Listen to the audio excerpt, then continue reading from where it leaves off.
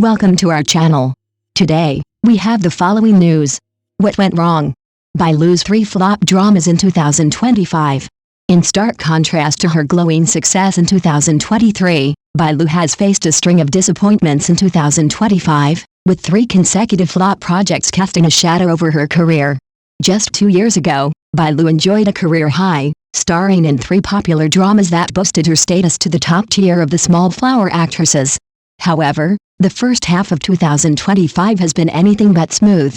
Her latest works, Moonlight Mystique, Northward, and Feud, not only failed to capture the audience's attention but also sparked widespread criticism. Viewers and critics alike pointed out Bailu's lack of emotional depth and repetitive expressions, which made her performances in these films unconvincing and dull.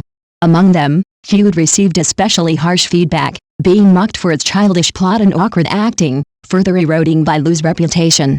These successive failures have led many to question whether Bailu can regain her former glory or if her career has begun to decline prematurely. For an actress once considered a promising rising star, this series of setbacks in such a short period has undoubtedly marked 2025 as a troubling and uncertain chapter in her professional journey. Moonlight Mystique, a dull and predictable disappointment. The first misstep in Bailu's string of 2025 failures was Moonlight Mystique, a fantasy romance drama co-starring Ao Rui Peng. Once promoted as a fresh take on timeless love stories, the series instead fell into the trap of cliché and predictability. Audiences were treated to an overused formula, star-crossed lovers entangled in misunderstandings, endless reincarnations, love mixed with hate, and the familiar trope of emotional and physical suffering stretching across lifetimes. Rather than feeling emotionally stirring or innovative, the plot came off as tired and uninspired, leaving little room for excitement or surprise. Unsurprisingly, viewer numbers reflected this disappointment. Each episode garnered an average of just 29.45 million views, a humble figure when compared to competing dramas airing simultaneously such as Guardians of the Deaf and Flourished Peony, both of which far outperformed Moonlight Mystique in terms of popularity and buzz. Bailu's performance only worsened the situation. Once praised for her charm and screen presence in earlier projects, the actress this time drew criticism for her wooden acting and lack of emotional range. Her portrayal of the female lead felt hollow and disconnected, failing to convey the complexity or inner struggles the character supposedly endured. Even worse, Bailu's lack of chemistry with male lead Ao Rui Peng became a major talking point among netizens, who remarked that their on-screen romance felt forced and unconvincing. Ironically, it was the supporting actress Diluwa who stole the spotlight.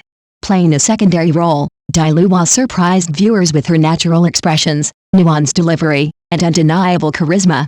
Every scene she appeared in seemed to light up, drawing attention away from the main storyline and rendering Bailu's presence even more forgettable. In the end, despite headlining the drama, Bailu left almost no impression on the audience. Viewers felt indifferent to her fate or emotional journey, which is a fatal flaw for any leading role.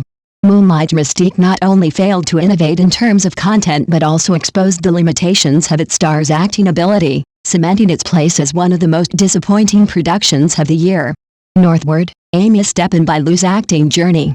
Following the lukewarm reception of her previous works, Bailu made an ambitious attempt to break away from her usual light-hearted and romantic image by starring in Northward, a period drama centered on the childhood and coming-of-age experiences of children living by the canal. The project held great promise, with a script that aimed to explore themes of family ties, personal growth, and the struggles of life in a rural setting. However, what could have been a meaningful and emotionally resonant film ultimately fell flat due to shallow storytelling and underdeveloped character arcs. One of the film's biggest shortcomings was its failure to delve deeply into the psychological journey of its central figure. The relationship between the protagonist and her family, as well as her inner conflicts while transitioning into adulthood, were only lightly touched upon rather than carefully unpacked. This superficial narrative approach disappointed many viewers who expected a more thoughtful and layered exploration of these universal themes. Adding to the film's problems was Bailu's underwhelming performance in the lead role. Despite reportedly going to great lengths to uglify herself in order to fit the role, including changing her hairstyle and wearing plain, unfashionable costumes, her acting failed to convince audiences.